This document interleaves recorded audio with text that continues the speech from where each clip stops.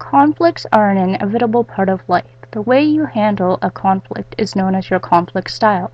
As William James says, whenever you're in conflict with someone, there is one factor that can make the difference between damaging your relationship and deepening it. That factor is attitude. To get the most out of this presentation, you first need to determine your conflict style. To do so, pause this YouTube video and visit the website below.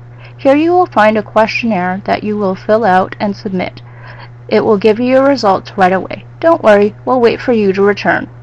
Now that you know your conflict style, let's look at the 5 styles on 2 scales, assertiveness and cooperativeness. The most assertive and least cooperative style is the competing style.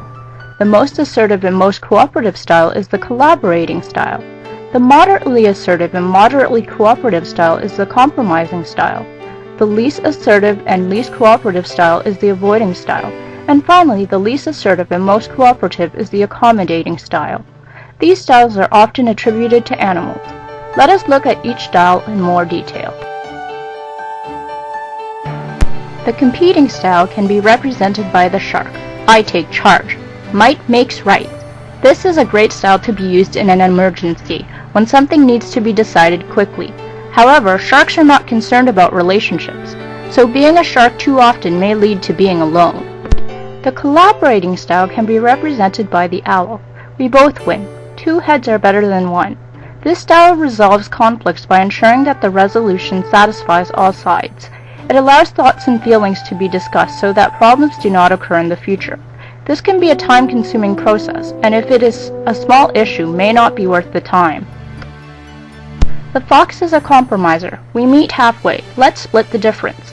This requires both parties to give something up, but both are satisfied in the end. This can also be a time-consuming process if parties are unwilling to give something up. The teddy bear is an accommodator. I give in. I don't care that much. Have it your way. The teddy bear cares more about the person than the issue. However, if this style is used too often, a person may become resentful because they are unable to give their opinion. The last style is the avoiding turtle. I leave. I'd rather not deal with it now. This is a great style to use if you are in a dangerous situation. It is also good to use if emotions in a conflict are running high and those involved need to cool down. However, the turtle might not speak up even when the conflict is about something important to them. As well, avoiding conflicts is not a good way to handle life. Let us now look at 2 scenarios from the hit TV shows Grey's Anatomy. Try to guess what conflict style is being used in each scenario.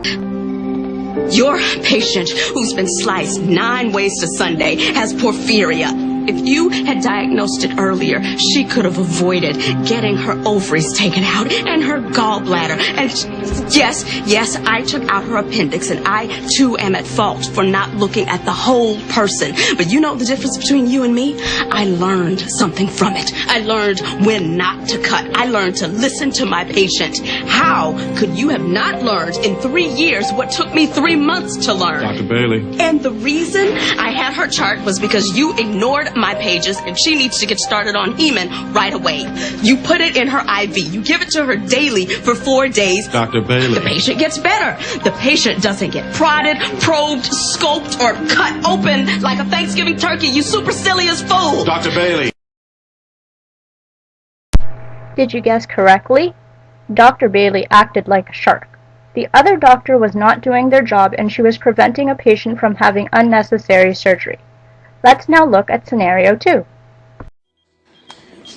Hey, I need a resident to help me out in the clinic to oversee the new interns while I'm working on this patient. No, I'm sorry, I can't help. You can't help. The clinic is voluntary, Bailey. I'm not going to force any residents to go in there with this much going on in the pit, but you can have as many interns as you need, okay?